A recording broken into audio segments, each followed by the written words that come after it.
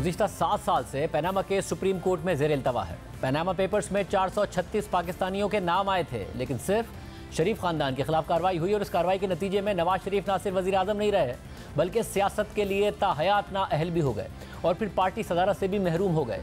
कई महीने जेल में भी गुजारे। मरियम नवाज और कैप्टन सफदर को भी सजाएं हुई, ताहम इस्लामाबाद हाई कोर्ट ने गुज़िश्ता साल इन दोनों को बरी कर दिया था और उनकी सजाएं कलअदम करार दे दी थी। लेकिन अहम बात यह है कि जिस तरह से सुप्रीम कोर्ट में पनामा केस चला, जिस तेज़ी से इसकी कार्रवाई आगे बढ़ी और जिस अंदाज में JIT बनाई गई और फिर जिस बुनियाद पर फैसला दिया गया और जिस तरह एहतसाब अदालत पर सुप्रीम कोर्ट के मॉनिटरिंग जज लगे, ये सारा मामला आए दिन मजीद मुतनाज़ होता जा रहा है। और आज तो खुद सुप्रीम कोर्ट के 2 मुअज़्ज़िज़ जजेस ने इस पर सख्त सवाल उठा दिए हैं। पनामा केस में दरख्वास्त गुजार जमात इस्लामी ने आज सुप्रीम कोर्ट से एक बार फिर दरख्वास्त की कि पनामा केस की तहकीकात के लिए जुडिशल कमीशन बनाया जाए।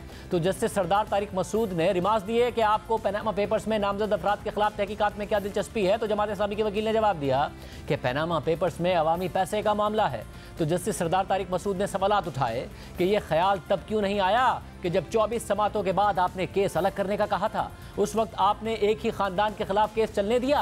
क्या आपका मकसद एक ही खानदान के खिलाफ केस चलाना था? जब मालूम था कि अवामी पैसे का मामला है तो बिला तफरीक केस चलाने का क्यों नहीं कहा? 7 साल बाद आपको मफाद आमा क्यों याद आ गया? जैसे सरदार तारिक मसूद ने मजीद कहा कि 436 नाम भी पनामा स्कैंडल का हिस्सा थे। पनामा केस में 5 रुकनी लार्जर बेंच आपको इतना बड़ा रिलीफ दे रहा था, तो केस अलग क्यों किया?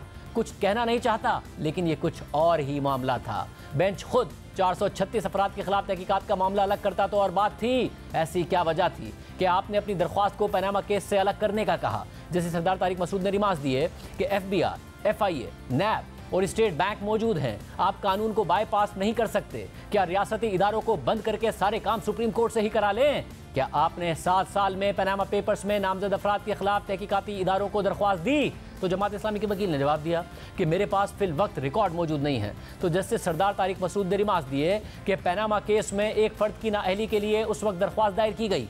कानून को अपना रास्ता इख्तियार करने दें। 7 साल तक आपने किसी को नहीं कहा कि मुल्क लूटने वालों के खिलाफ कार्रवाई करें। क्या सुप्रीम कोर्ट पनामा पेपर्स के 436 अफराद को बगैर नोटिस के फैसला कर सकती है? पनामा पेपर्स में कारोबारी तबके के नाम भी थे।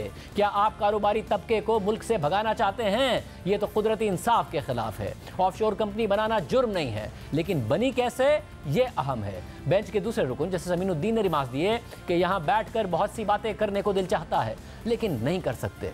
पहले कानूनी तरीके से बैरून मुल्क रकम ट्रांसफ़र की जाती है और फिर बदनाम करने के लिए मुहिम चलाई जाती है। जैसे सरदार तारिक मसूद ने रिमार्क्स दिए कि सुप्रीम कोर्ट को इस्तेमाल ना करें। तो जमात इस्लामी के वकील ने कहा कि एक मिसाल तो पहले ही मौजूद है। जैसे सरदार तारिक मसूद ने रिमार्क्स दिए कि मिसाल तो ये भी है कि 436 अफराद में से एक खानदान को अलग करके केस चलाया गया। जमात इस्लामी के वकील ने जवाब दिया कि तहकीकाती इदारों का हाल यह है कि 3 साल पहले नोटिस हुआ और अब तक जवाब ही नहीं आया। इस पर जस्टिस सरदार तारिक मसूद ने रिमार्क्स दिए कि जब आपने 2016 में केस अलग किया था तब तमाम इदारे जवाब जमा करा चुके थे।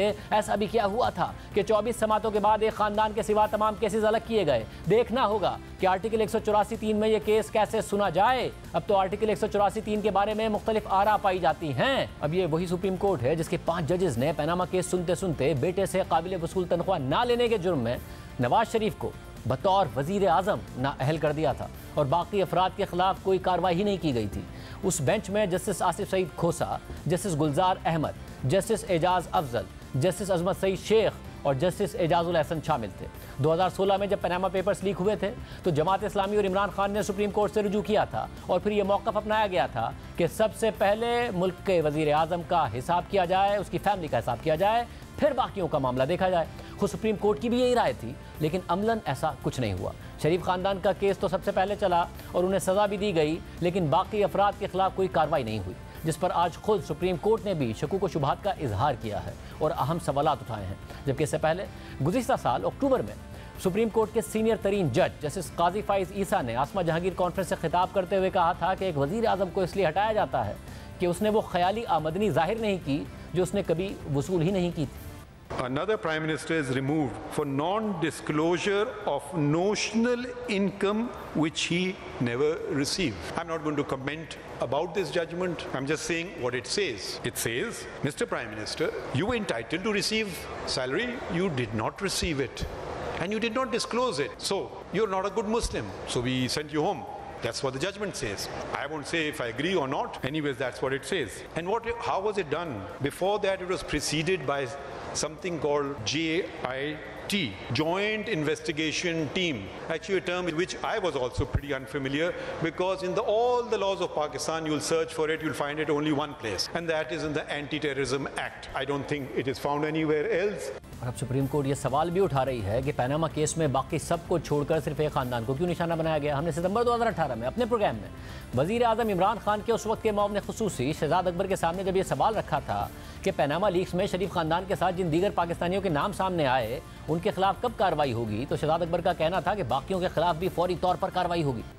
पनामा पेपर्स में और फिर उसके बाद भी बहुत सारे लोगों की डिटेल्स आई, तकरीबन 450 नाम थे, मगर एक शरीफ खानदान के खिलाफ केस आगे बढ़ा। बाकियों का क्या हुआ, तो वो तो डिटेल्स सामने हैं, उनके असासे देखिए और फिर देखिए कि उन्होंने एफबीआर में डिक्लेयर किए हैं या नहीं किए, टैक्स पे किया या नहीं किया, किस तरीके से वो पैसा बाहर लेके गए, ये काम तो तेजी से हो सकता है। जी बिल्कुल, जो आज कैबिनेट को मैंने ब्रीफिंग भी दी इस मामले के ऊपर, उसमें ये दो चीजें टारगेट करके बताई गई हैं कि पनामा के अंदर जितने नाम आए हैं और पैराडाइज लीक्स के बाद उसमें हुई थी पनामा के बाद, उसके अंदर भी पाकिस्तानियों के नाम हैं, तो उन तमाम केसेस को दोबारा से असर नो ये यूनिट देखेगा और उसमें जो हाईलाइटेड या ज्यादा अमाउंट के केसेस हैं या जहां पे आपको कोई एविडेंस या लिंक मिलता है फॉर मनी लॉन्ड्रिंग या कोई भी प्रेडिकेट ऑफेंस का, तो उन केसेस को फौरी तौर पे रेलेवेंट इदारे की मदद से परसू किया जाएगा। मतलब और ये क्या बिल्कुल फौरी तौर पर नहीं हो सकता? असासा, पनामा या पैराडाइज लीक्स ने बता दिया, एफबीआर के डेटा फौरन देखिए कि वो डिक्लेयर हुआ है या नहीं हुआ और कानूनी तौर पर गया है या नहीं गया, क्योंकि इस पे काम हुआ नहीं बिल्कुल भी शरीफ खानदान के अलावा, तो ये फौरी तौर पर काम नहीं हो सकता। जी जी बिल्कुल, ये बिल्कुल फौरी तौर पे होगा। और मगर इसके बाद 3.5 साल तक तहरीक इंसाफ की हुकूमत रही, लेकिन पनामा स्कैंडल के हवाले से कोई नई चीज सामने नहीं आई और उसके बाद ना ही किसी को कटहरे में खड़ा किया गया। और फिर इमरान खान की हुकूमत में जब बरतानिया से 190 मिलियन पाउंड एक बिजनेस टाइकून के पकड़े गए, तो वापस इमरान खान ने उन्हीं की जेब में डाल दिए। सुप्रीम कोर्ट अब 1 महीने के बाद पनामा केस की दोबारा समाअत करेगी।